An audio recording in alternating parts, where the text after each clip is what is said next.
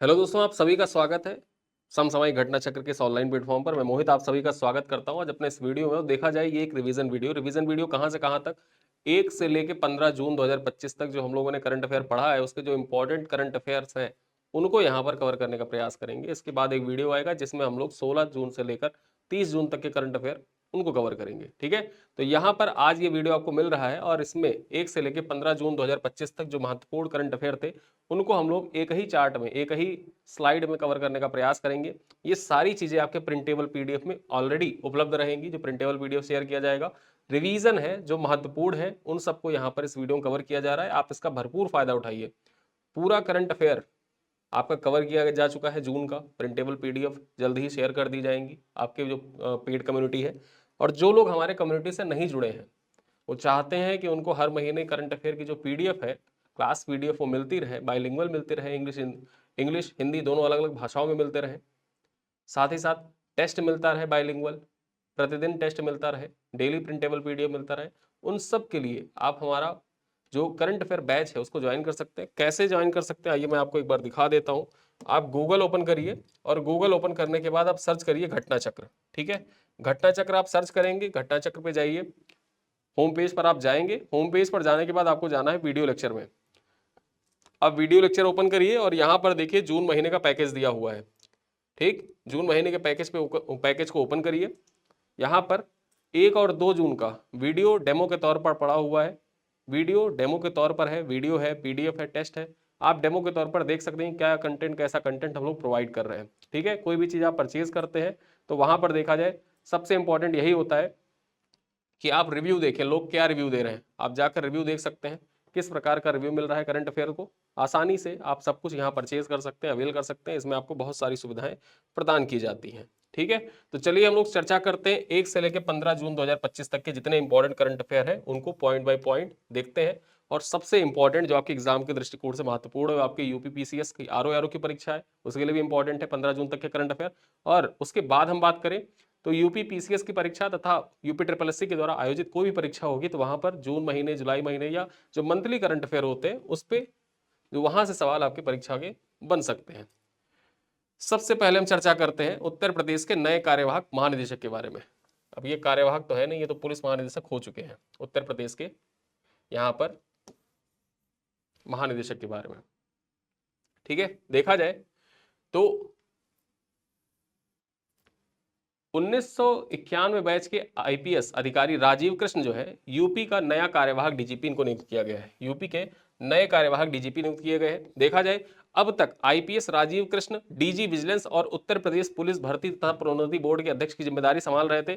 Senior IPS देखा जाए राजीव कृष्ण उत्तर प्रदेश के गौतम बुद्ध नगर के रहने वाले। कहाँ के रहने वाले, इनका संबंध किस जिले से, गौतम बुद्ध नगर जिले से, ये पॉइंट याद रखिएगा। चलिए अगली खबर क्या है, ग्लेशियर को बचाने के लिए उच्च स्तरीय अंतरराष्ट्रीय सम्मेलन, जो ग्लेशियर होते हैं उनको बचाने के लिए उच्च स्तरीय अंतरराष्ट्रीय सम्मेलन का यहां पर आयोजन किया गया। पॉइंट पे चर्चा कर ले तो ग्लेशियरों को बचाने के लिए उच्च स्तरीय अंतरराष्ट्रीय सम्मेलन का आयोजन जो था ये 29 से 31 मई 2025 तक तजिकिस्तान में, कहां पर, तजिकिस्तान में किया गया। ठीक है, तजिकिस्तान की राजधानी क्या है, दुशांबे, और यहीं पर हुआ था दुशांबे में। ठीक है, यहां पर बात कर ले इस सम्मेलन में भारत की ओर से प्रतिनिधित्व किसने किया था, तो भारत के प्रतिनिधित्व किया था यहां पर देखा जाए केंद्रीय राज्य मंत्री कीर्तिवर्धन सिंह।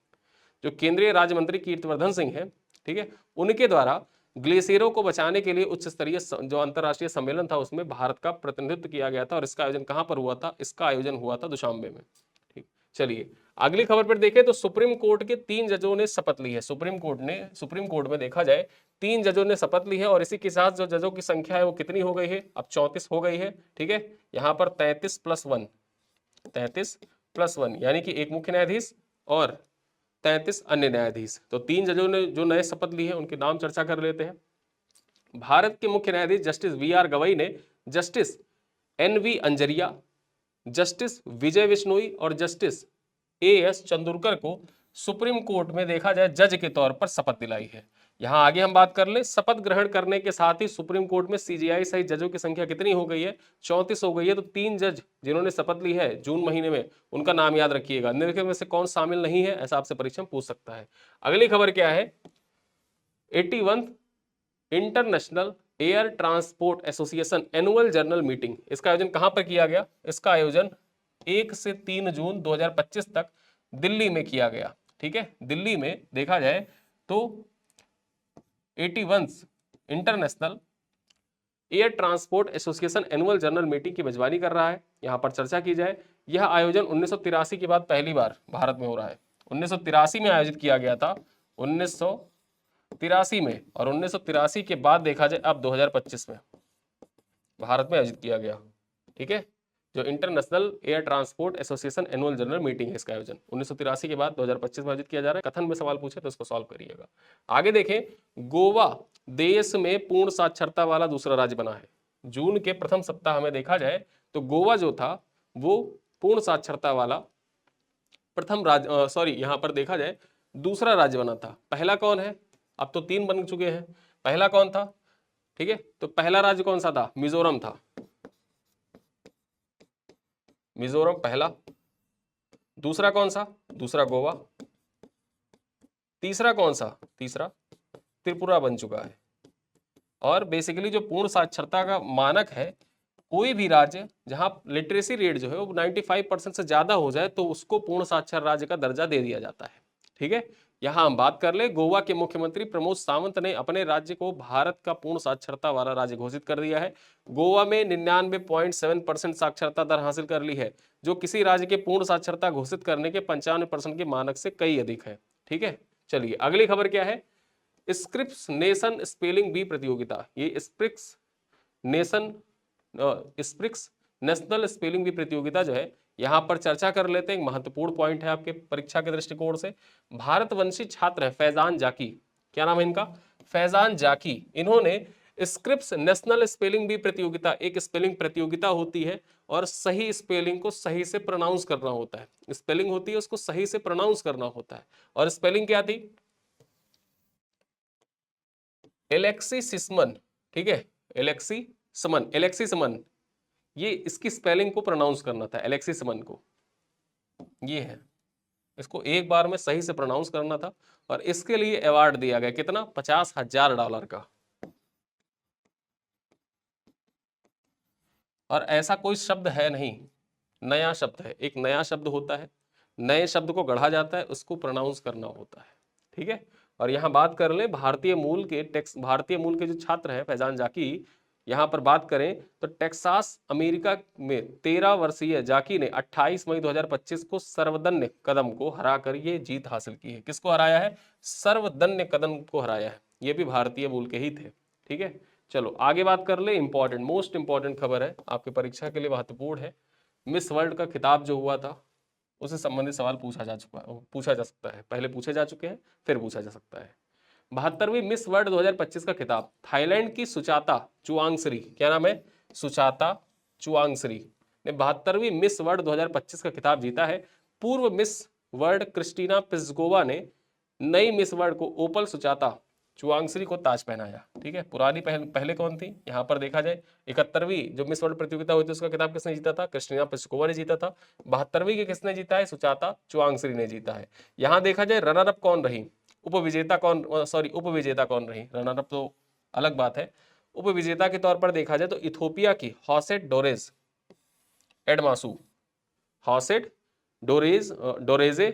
एडमासू जो है ये उपविजेता रही। ठीक है, इथोपिया की है, ये याद रखिएगा।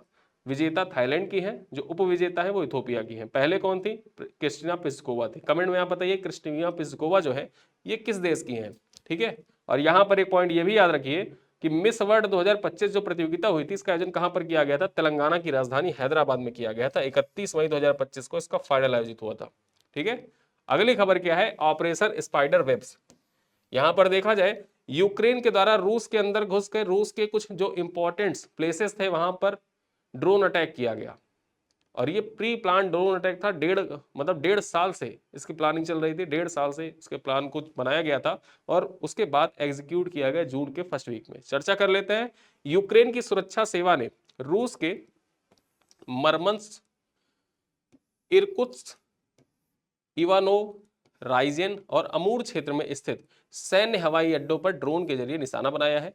इन हमलों में रूस के परमाणु हथियारों को ले जाने में सक्षम TU-95, TU-23 M3 बम वर्षक A50 विमानों को नुकसान पहुंचाने का दावा भी किया गया। और ये स्पाइडर वेब्स जो था, ये ऑपरेशन किसके द्वारा संचालित किया गया था? ये ऑपरेशन यूक्रेन के द्वारा संचालित किया गया था। याद रखना, ऑपरेशंस से संबंधित सवाल आपकी परीक्षा में पूछा जा सकता है। चलिए आगे हम बात कर लें प्रूडिकॉर्प मेडिसिन का विकास। जो प्रूडिकॉर्प मेडिसिन है, इसका विकास किया गया, किसके द्वारा किया गया है? तो डीआरडीओ की दिल्ली स्थित प्रयोगशाला institute of nuclear medicine and allied sciences ने एटमी विकिरणों से बचने के लिए स्वदेशी एंटीडोट तैयार किया है, जिसको क्या नाम दिया गया है? प्रूडिकॉर्प। ठीक है, अगली खबर क्या है? 26वीं एशियन एथलेटिक चैंपियनशिप में भारत का प्रदर्शन। जो 26वीं एशियन एथलेटिक चैंपियनशिप था, इसमें भारत का प्रदर्शन कैसा रहा, चर्चा कर लेते हैं। 26वीं एशियाई एथलेटिक्स चैंपियनशिप में भारतीय एथलीटों ने शानदार प्रदर्शन किया और चीन के बाद दूसरा स्थान हासिल किया। यानी कि जो 26वीं एशियाई एथलेटिक चैंपियनशिप हुई थी, उसमें चीन के बाद भारत का दूसरा स्थान रहा। यहाँ चर्चा कर ले, दक्षिण कोरिया के गुमी में आयोजित 26वीं एशियाई एथलेटिक चैंपियनशिप में 8 स्वर्ण 10 रजत 6 कांस्य सहित कुल 24 पदक जीतकर भारत ने एशियाई एथलेटिक्स में अपनी बढ़त प्रतिष्ठित कर ली है। ठीक है, यहाँ पर देखा जाए, इंपॉर्टेंट है आपकी परीक्षा के लिए कि 26वीं एशियाई एथलेटिक चैंपियनशिप का आयोजन कहाँ पर हुआ था? दक्षिण कोरिया में हुआ था। भारत का कौन सा स्थान रहा? भारत का दूसरा स्थान रहा। पहले स्थान पर रहा, पहले पे चीन रहा। भारत ने कुल कितने पदक जीते? तो भारत ने कुल 24 पदक जीते, जिसमें 8 स्वर्ण थे। अगली खबर क्या है? पराग्वे के राष्ट्रपति की आधिकारिक भारत यात्रा। देखा जाए तो हर महीने की स्टार्टिंग में अप्रैल के फर्स्ट वीक में, फिर मई के फर्स्ट वीक में और फिर जून के फर्स्ट वीक में किसी ना किसी राष्ट्राध्यक्ष, कोई ना कोई राष्ट्राध्यक्ष भारत आया है। और जो आए हैं उनका क्रम याद रखिएगा। और जून में कौन आए? तो पराग्वे के राष्ट्रपति जो थे वो आधिकारिक यात्रा पर आए हुए थे। पराग्वे के राष्ट्रपति सैंडियागो पेना, ठीक है, सैंडियागो पेना पेलेसस। और पराग्वे की राजधानी यहाँ पर देखा गया, आपको कमेंट में बताना कि पराग्वे की राजधानी क्या है। यहाँ पर पराग्वे की राजधानी आप बताइए, और कमेंट में ये भी आप बता सकते हैं कि इसके पूर्व या पिछले महीने किस देश के राष्ट्राध्यक्ष भारत की यात्रा पर आए हुए थे। ठीक है, यहाँ पर 2 से 4 जून तक भारत की यात्रा पर थे। और यहाँ एक पॉइंट याद रखना कि ये सैंडियागो पेना पेलेसस जो है, इनकी पहली भारत यात्रा थी। ठीक है, पहली भारत यात्रा थी। साथ ही साथ किसी भी पराग्वे के राष्ट्रपति की यह दूसरी भारत यात्रा थी। यानी कि कोई भी पराग्वे का राष्ट्रपति जब तक भारत आया है, केवल 2 ही पराग्वे के राष्ट्रपति अब तक भारत आ चुके हैं। ठीक है, और यहाँ पर दूसरे कौन है? सैंडियागो पेना पेलेसस है। अगली खबर क्या है? आईपीएल में 300 छक्के लगाने वाले पहले भारतीय बल्लेबाज कौन? पहले भारतीय बल्लेबाज बने हैं रोहित शर्मा। रोहित शर्मा ने गुजरात टाइटंस के खिलाफ 300 छक्के लगाए। और अभी देखा जाए आईपीएल में सबसे ज्यादा छक्के लगाने का रिकॉर्ड किसके पास है? तो आईपीएल में सबसे ज्यादा छक्के लगाने का रिकॉर्ड जो है वो क्रिस गेल के पास है, जिन्होंने 142 मैच में देखा जाए 357 छक्के लगाए हैं। चलिए अगली खबर पे बात करें तो छत्तीसगढ़ में बनेगा देश का पहला एआई सेज। जो स्पेशल इकोनॉमिक जोन होता है ना, तो पहला एआई संचालित स्पेशल इकोनॉमिक जोन बनेगा। कहां पर? छत्तीसगढ़ के नवा रायपुर में। छत्तीसगढ़ के नवा रायपुर में भारत का पहला एआई केंद्रित स्पेशल इकोनॉमिक जोन बनेगा। रैग बैंक डाटा सेंटर द्वारा विकसित यह परियोजना लगभग 6 एकड़ में फैली होगी और इसमें 1000 करोड़ का निवेश होगा। ठीक है, तो याद रखना कहां पर बनेगा पहला एआई संचालित सेज? छत्तीसगढ़ में बनेगा। अगली खबर क्या है? नोमैडिक एलिफेंट का 17वां संस्करण। नोमैडिक एलिफेंट का 17वां संस्करण कब से कब तक आयोजित किया जा रहा था? यहां पर चर्चा करने तो भारत और मंगोलिया के बीच जो नोमैडिक एलिफेंट युद्धाभ्यास है वो भारत और मंगोलिया के बीच आयोजित किया जाता है। और इसका आयोजन जो हुआ था वो 31 मई से स्टार्ट हुआ था और 13 जून 2025 तक किया गया इसका आयोजन। ठीक है, आगे देखें, Serena Williams princess of Asturias sports award से सम्मानित की गई है। किसको परीक्षा में आपसे पूछे कि princess of Asturias sports award से किसको सम्मानित किया गया है? सेरेना विलियम्स को सम्मानित किया गया है। पॉइंट पर चर्चा कर ले तो दुनिया की सबसे प्रतिष्ठित एथलीटों में से एक सेरेना विलियम को स्पेन का प्रतिष्ठित नागरिक सम्मान princess of Asturias award for sports 2025 से सम्मानित किया गया है। ठीक है, ये खबर है, इंपॉर्टेंट है, याद रखिएगा, महत्वपूर्ण है। चलिए अगली खबर क्या है? भारत जेन का शुभारंभ। जो भारत जेन है, भारत जेन का शुभारंभ केंद्रीय मंत्री जितेंद्र सिंह ने 2 जून को नई दिल्ली में भारतीय भाषाओं के लिए स्वदेशी रूप से विकसित सरकारी वित्त पोषित एआई आधारित multi modal large language model, जिसका नाम क्या है? भारत जेन। भारत जेन क्या है? ये एलएलएम है, एलएलएम है। ठीक है, लार्ज लैंग्वेज मॉड्यूल है। आगे चर्चा कर ले। भारत जेन का उद्देश्य देश की भाषाई तथा संस्कृति में एआई विकास क्रांति लाना है। यह अग्रणी शैक्षणिक संस्थाओं, विशेषज्ञों और इनोवेटर्स को एक साथ लेकर आता है। परीक्षा में आपसे जो LLM है, आरओ की परीक्षा में LLM का फुल फॉर्म पूछ सकता है कि LLM का पूर्ण रूप क्या है, ठीक है, LM का पूर्ण रूप क्या है। तो ये सारे जो पूर्ण रूप होते हैं वो भी आपके एग्जाम के लिए इंपॉर्टेंट है।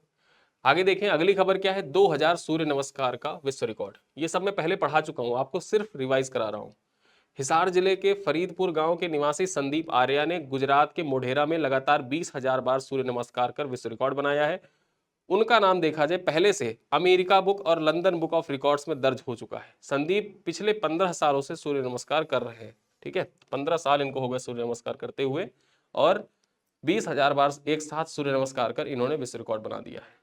अगली खबर क्या है, करोल नवरोकी जो है ये पोलैंड के राष्ट्रपति चुनाव जीत हासिल की है। तो यहाँ पर पोलैंड के नए राष्ट्रपति कौन बने हैं, पोलैंड के नए राष्ट्रपति बने हैं करोल नवरोकी, ठीक है, याद रखना आपकी परीक्षा के लिए करोल नवरोकी का नाम इंपॉर्टेंट हो जाता है। ठीक, चलो अगली खबर क्या है, पर्यावरण दिवस, विश्व पर्यावरण दिवस 2025 चर्चा कर लेते हैं, इंपॉर्टेंट है यहाँ पर। विश्व पर्यावरण दिवस जो है ये 5 जून को मनाया जा रहा था, और यहाँ एक पॉइंट याद रखिए कि धरती पर जीवन बचाने के बारे में मनुष्यों को जागरूक करने के लिए संयुक्त राष्ट्र पर्यावरण कार्यक्रम के अंग के रूप में 1973 से प्रत्येक वर्ष 5 जून को विश्व पर्यावरण दिवस मनाया जाता है। और यहाँ ये पॉइंट भी याद रखिए कि इस वर्ष विश्व पर्यावरण दिवस जो है इसका थीम क्या है, एंड प्लास्टिक पोल्यूशन। क्या, एंड प्लास्टिक पॉल्यूशन इसका थीम है। चलिए अगली खबर क्या है, 2027 में 2 चरणों में जनगणना कराने का निर्णय लिया गया है। इंपॉर्टेंट खबर है जनगणना से संबंधित। सरकार ने वर्ष 2027 में 2 चरणों में जनगणना कराने का निर्णय लिया है। इसके साथ ही जाति जनगणना भी की जाएगी, यानी जातिगत जनगणना भी, जो जनगणना होगी इसी के साथ आयोजित किया जाएगा।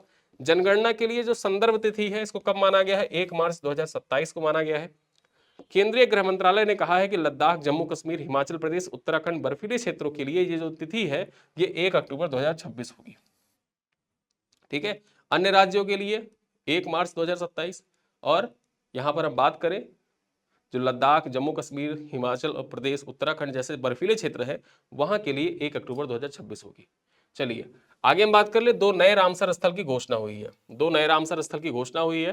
तो विश्व पर्यावरण दिवस की पूर्व संध्या यानी कि 4 जून के दिन राजस्थान के 2 नई आर्द्रभूमियों को रामसर कन्वेंशन के तहत अंतरराष्ट्रीय महत्व की आर्द्रभूमि नामित किया गया है। नाम क्या है उनका, खिचन कहां पर है, फलौदी में है राजस्थान, और मिनार, खिचन और मिनार ये कहां पर अवस्थित है, ये दोनों राजस्थान में अवस्थित है। खिचन कहां पर, फलौदी में, और मिनार उदयपुर राजस्थान में अवस्थित है। चलिए आगे हम बात करें, हेल्थ केयर में एआई सेंटर ऑफ एक्सीलेंस के लिए आईआईटी दिल्ली और एम्स के बीच समझौता हुआ है, इंपॉर्टेंट है।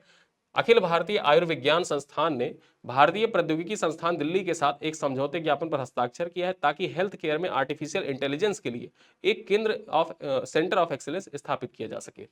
अगली खबर क्या है, ली जे म्यांग ने दक्षिण कोरिया के 21वें राष्ट्रपति के रूप में शपथ ली है। ठीक, ली जे म्यांग दक्षिण कोरिया के 21वें राष्ट्रपति बने हैं।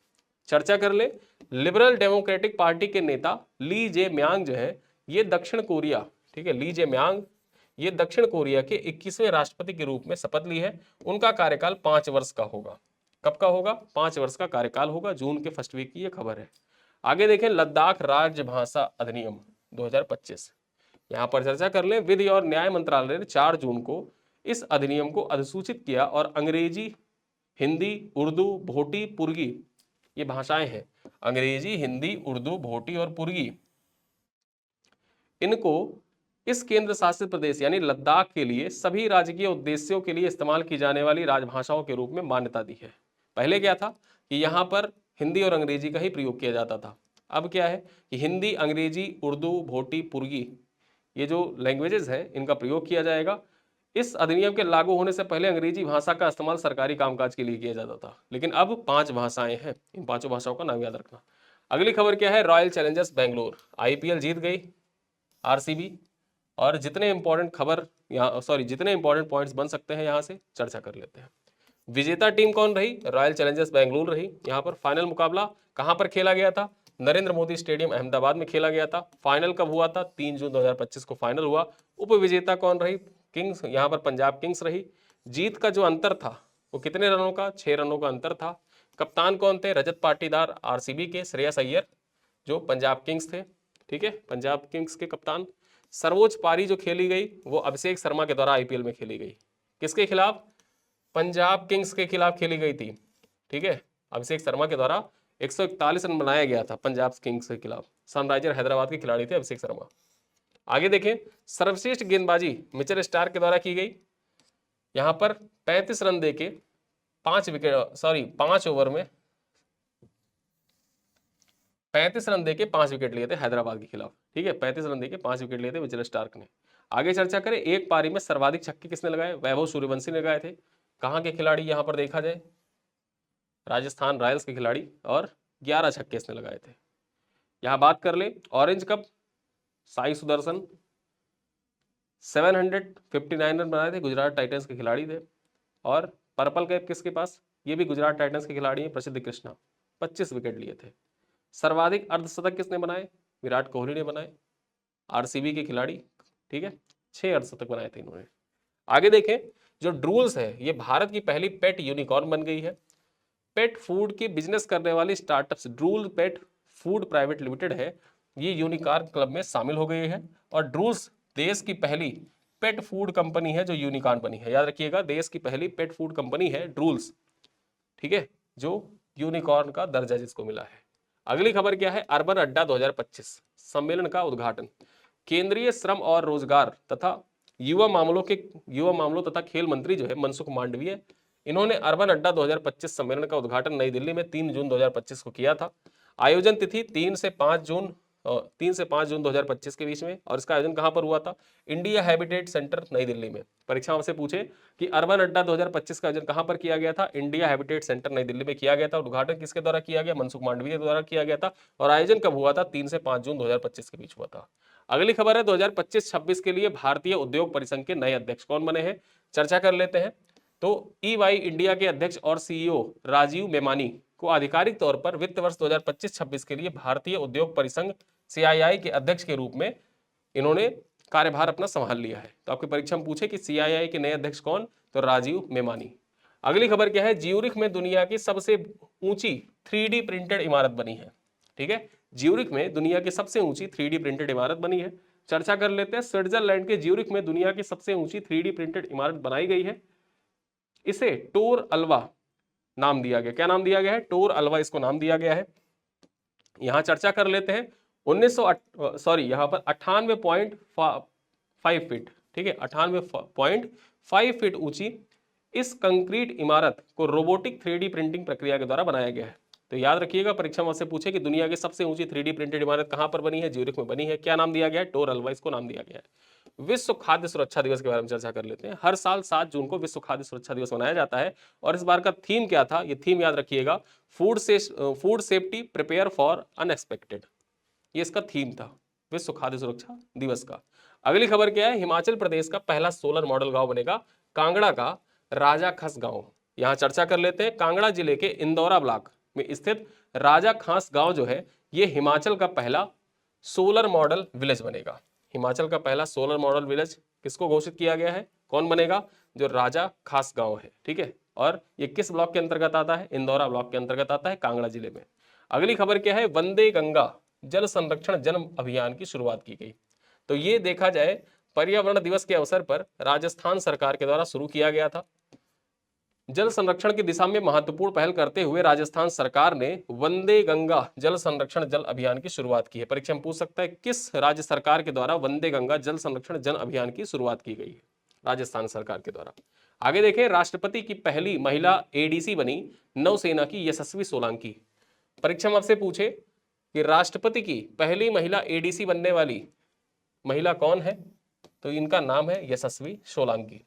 चर्चा कर लेते हैं, भारतीय नौसेना की लेफ्टिनेंट कमांडर यशस्वी सोलंकी को राष्ट्रपति का एड कैंप या एडीसी नियुक्त किया गया है। यहां चर्चा करें तो राष्ट्रपति आर्म्ड फोर्सेस का सुप्रीम कमांडर होता है, पहले से आप जानते ही हैं इस बात को।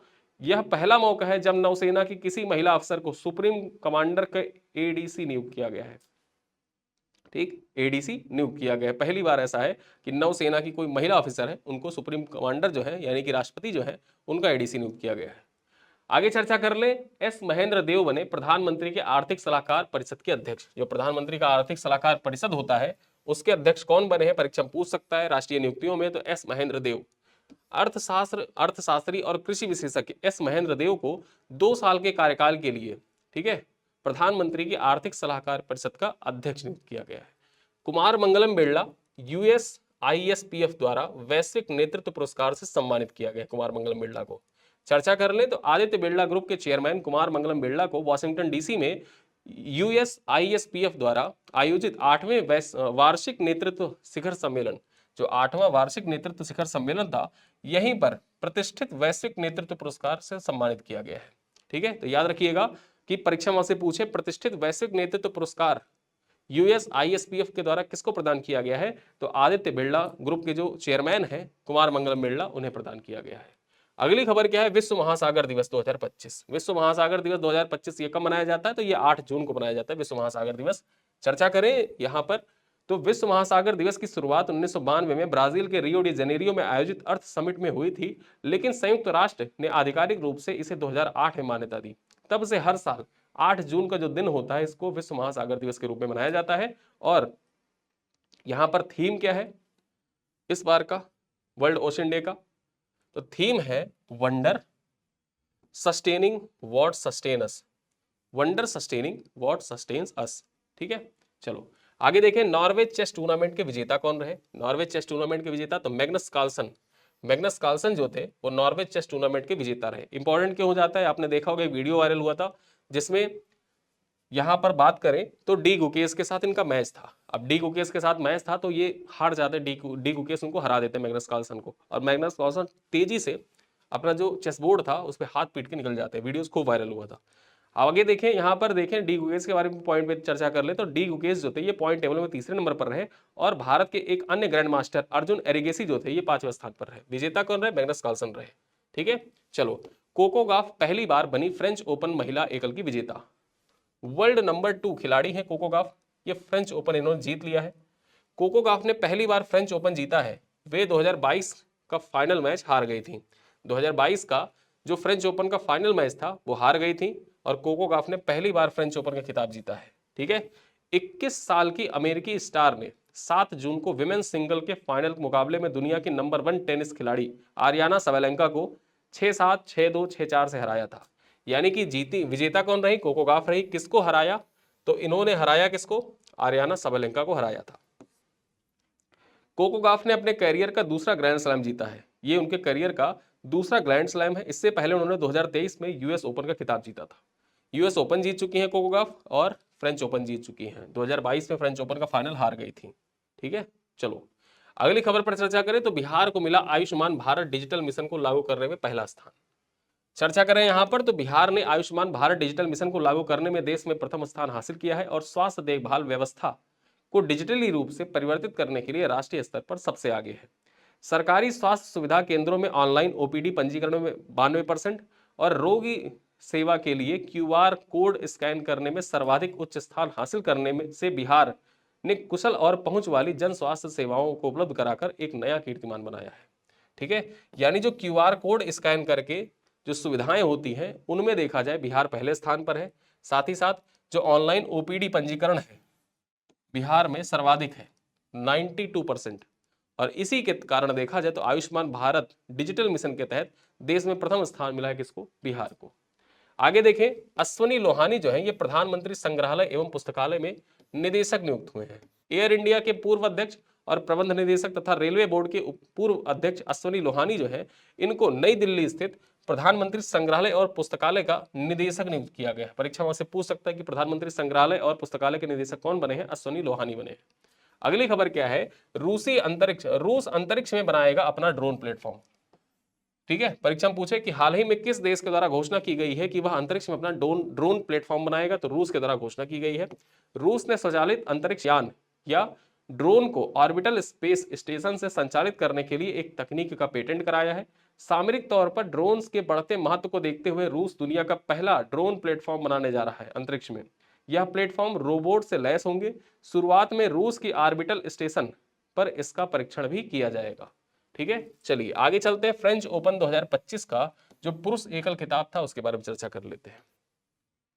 यहां पर देखें जो फ्रेंच ओपन का आयोजन हुआ था ये रौला गैरा में पेरिस में हो रहा था फ्रेंच ओपन, और यहीं पर देखा जाए तो कार्लोस अल्कराज जो स्पेन के खिलाड़ी हैं, इन्होंने इटली के यानिक सिनर या जेनिक सिनर जिनको आप कहते हैं, तो यानिक सिनर को हराकर इन्होंने फ्रेंच ओपन का खिताब जीत लिया है। कार्लोस अल्कराज का यह दूसरा क्ले कोर्ट का फ्रेंच ओपन खिताब है, यानी कि दूसरी बार कार्लोस अल्कराज ने फ्रेंच ओपन जीता है। कार्लोस अल्कराज 2024 में फ्रेंच ओपन व विंबलडन ओपन के खिताब सहित अब तक कुल 5 ग्रैंड स्लैम जीत चुके हैं। 2024 का जो फ्रेंच ओपन हुआ था वो भी कार्लोस अल्कराज ने जीता था, विंबलडन हुआ था वो भी कार्लोस अल्कराज ने जीता था, 2025 का फ्रेंच ओपन भी जीत लिया है। ठीक है, तो ये पॉइंट याद रखिएगा। और महिलाओं में मैंने बताया कोको गफ ने आर्याना सवेलेंका को हराया और पहली बार फ्रेंच ओपन जीता था, जबकि जो यहां पर बात कर ले कार्लोस अल्कराज है, इन्होंने दूसरी बार जीता है। आगे बात करें चौथे भारत मध्य एशिया संवाद 2025। भारतीय विदेश मंत्री डॉक्टर एस जयशंकर ने 6 जून 2025 को नई दिल्ली में आयोजित चौथे भारत मध्य एशिया संवाद की मेजबानी की। भारत ने दिसंबर 2021 में नई दिल्ली में तीसरे मध्य एशियाई संवाद की मेजबानी की थी। ठीक है, यहां बात कर ले 5 मध्य एशियाई देश Tajikistan, Turkmenistan, Uzbekistan, Kazakhstan, Kyrgyzstan गणराज्य जो है, ये विदेश मंत्रियों के चौथे भारत राज्य एशियाई संवाद में इन्होंने भाग लिया था। यानी कि जो मध्य एशियाई देश हैं पांचों, इन पांचों देशों ने यहाँ पर हिस्सा लिया था चौथे मध्य एशियाई देश संवाद में, और इसका आयोजन कहाँ पर किया गया था? नई दिल्ली में किया गया था। ठीक है, अगली खबर क्या है? 2026-27 के लिए संयुक्त राष्ट्र सुरक्षा परिषद में शामिल देश कौन कौन से हैं? 26-27 का जो टर्म है, उस टर्म के लिए कौन कौन से देश शामिल हुए हैं संयुक्त राष्ट्र महासभा में? लातविया, बहरीन, कोलंबिया, लाइबेरिया और कांगो लोकतांत्रिक गणराज्य। ठीक है, और यहाँ पर लातविया जो है ये पहली बार, ये पॉइंट याद रखना, पहली बार लातविया जो है ये यूएनजीए में शामिल हो रहा है। ठीक है, यहां बात कर ले जो नवनिर्वाचित सदस्य हैं, इनका कार्यकाल 1 जनवरी 2026 से शुरू होगा और 31 दिसंबर 2027 तक रहेगा। तो 2026-27 के लिए कौन कौन से देश बने हैं? लातविया, बहरीन, कोलंबिया, लाइबेरिया और यहां पर बात करें तो डीआरसी। चलिए आगे बात कर लेते हैं 2024 का मातृभूमि साहित्य पुरस्कार। 2024 का मातृभूमि साहित्य पुरस्कार ये प्रख्यात लेखिका सारा जोसेफ को प्रदान किया गया। किसको? सारा जोसेफ को प्रदान किया गया है। यहां चर्चा कर लेते हैं तो यह पुरस्कार मलयालम साहित्य में उनके समग्र योगदान के लिए प्रदान किया गया है। ठीक है, चलिए आगे बात कर ले भारतीय उर्वरक संघ के नए अध्यक्ष कौन बने हैं? तो शैलेश सिंह मेहता, जो शैलेश सिंह मेहता है, ये फर्टिलाइजर एसोसिएशन ऑफ इंडिया के नए अध्यक्ष नियुक्त किए गए हैं। ठीक है, वे पारादीप फास्फेट लिमिटेड के एमडी और सीईओ एन सुरेश कृष्णन का स्थान लेंगे। ठीक, एन सुरेश कृष्णन का स्थान लेंगे। किसको बनाया गया है? भारतीय उर्वरक संघ का नया अध्यक्ष तो शैलेश सी मेहता को बनाया गया है। आगे हम बात कर ले संयुक्त राष्ट्र महासागर सम्मेलन का आयोजन, जो संयुक्त राष्ट्र महासागर सम्मेलन इसका आयोजन किया गया, और पॉइंट पे चर्चा कर ले तो पृथ्वी विज्ञान मंत्री डॉक्टर जितेंद्र सिंह के नेतृत्व में भारतीय प्रतिनिधिमंडल ने फ्रांस में आयोजित संयुक्त राष्ट्र महासागर सम्मेलन में भाग लिया। और इसकी मेजबानी किसके किसके द्वारा की जा रही थी? यहाँ फ्रांस के साथ साथ में कोस्टा रिका के द्वारा संयुक्त राष्ट्र महासागर सम्मेलन की मेजबानी की जा रही थी। अगली खबर क्या है? महेंद्र सिंह धोनी को आईसीसी के प्रतिष्ठित हॉल ऑफ फेम में शामिल किया गया है। यहां पर चर्चा कर ले वर्ष 2025 में महेंद्र सिंह धोनी के साथ साथ, ठीक है, महेंद्र सिंह धोनी के साथ साथ 7 लोगों को, कितने लोगों को? 7 लोगों को आईसीसी हॉल ऑफ फेम में शामिल किया गया। अब 7 का नाम याद रखना इंपॉर्टेंट नहीं, आप धोनी के बारे में जाने रहिए कि धोनी को इस बार हॉल ऑफ फेम में शामिल किया गया, ये महत्वपूर्ण है। अगली खबर क्या है? धनुषकोडी को ग्रेटर फ्लेमिंगो अभ्यारण्य घोषित किया गया। जो धनुषकोडी है इसको ग्रेटर फ्लेमिंगो अभ्यारण्य घोषित किया गया है। ठीक, चर्चा कर लेते हैं। विश्व पर्यावरण दिवस के अवसर पर तमिलनाडु सरकार ने धनुषकोडी रामनाथपुरम जिले को ग्रेटर फ्लेमिंगो अभ्यारण्य घोषित किया है। यहां पर बात करें, यह अभ्यारण्य 524.7 हेक्टेयर क्षेत्रफल में फैला हुआ है और gulf of Mannar biosphere reserve का हिस्सा है। आगे चर्चा कर ले। अगली खबर क्या है? भारत की पहली सरकारी प्रोटॉन थेरेपी इकाई, भारत की पहली सरकारी प्रोटॉन थेरेपी इकाई के बारे में चर्चा कर लेते हैं। तो कैंसर देखभाल के लिए कर्नाटक के Kidwai memorial institute of oncology Bengaluru में भारत की पहली सरकारी प्रोटॉन थेरेपी केंद्र स्थापित करने की योजना का अनावरण किया गया। परीक्षा वहां से पूछे कि भारत की पहली सरकारी प्रोटॉन थेरेपी इकाई का अनावरण कहां पर किया गया है? तो कर्नाटक के Kidwai memorial institute of oncology में किया गया है। ठीक है, चलो आगे बात कर ले। अनाहत सिंह ने जीते 2 प्लेयर ऑफ सीजन पुरस्कार। खबर क्या है? भारत की स्क्वैश खिलाड़ी अनाहत सिंह ने 2025 पीएसए अवार्ड में 2 प्रतिष्ठित अवार्ड जीते हैं। 17 वर्षीय इस खिलाड़ी को महिला चैलेंजर प्लेयर ऑफ सीजन से सम्मानित किया गया। साथ ही साथ मिस्र की अमीनी ओरफी के साथ संयुक्त रूप से महिला young player of the season का खिताब भी इसको प्रदान किया गया, अनाहत सिंह को। ठीक है, तो यहां पर देखा जाए 1 तारीख से लेकर और 15 तारीख तक के जो महत्वपूर्ण खबरें थी, उन खबरों को हमने इस वीडियो में, लगभग 34-35 मिनट का वीडियो है, इस शॉर्ट में कवर करने का प्रयास किया, बहुत रैपिड फायर तरीके से, ताकि आपका रिवीजन भी बहुत आसानी से हो जाए। कुछ महत्वपूर्ण खबरें जो सबसे इंपॉर्टेंट थी उनको कवर करने का प्रयास किया गया है। एक वीडियो आएगा जिसमें हम लोग 16 तारीख से लेकर 30 तारीख तक के जो महत्वपूर्ण खबरें हैं उनको कवर करेंगे। इस क्लास की ये क्लास पीपीटी शेयर कर दी जाएगी आपके पेड ग्रुप में, और वहां पर आप इसको पढ़ेंगे, क्लास को देखेंगे, पीपीटी एक बार देख लीजिएगा तो सारी चीजें आपकी रिवाइज हो जाएंगी। बाकी प्रिंटेबल पीडीएफ में जो पूरा कंटेंट है, इस कंटेंट का सारी चीजें जो मासिक पीडीएफ हम देते हैं उस पीडीएफ में सारी चीजें हैं। वहीं से कुछ पॉइंट्स जो इंपॉर्टेंट लगे मुझे, उसको मैंने उठा के एक वीडियो बनाया है और ये वीडियो आपके समक्ष प्रेजेंट किया जा रहा है। ये वीडियो आप यूट्यूब पर देख रहे हैं और हमारे पेड ग्रुप में इसकी क्लास की जो पीपीटी है वो मिल जाएगी। पेड ग्रुप आप ज्वाइन करना चाहते तो पिन कमेंट को चेक करिए, वहां पर जून महीने का पैकेज है, जून महीने का पैकेज ज्वाइन करिए। हमारे हेल्पलाइन जब आप ज्वाइन कर लीजिए, ज्वाइन करने के बाद हेल्पलाइन नंबर पर कॉल करिएगा, हेल्पलाइन टीम हमारी जो है वो आपको ऐड कर देगी व्हाट्सएप ग्रुप में, जहां से आप पीडीएफ प्राप्त कर सकते हैं। इसी के साथ मैं विदा लेता हूं, मिलते हैं अगली क्लास में, तब तक के लिए धन्यवाद।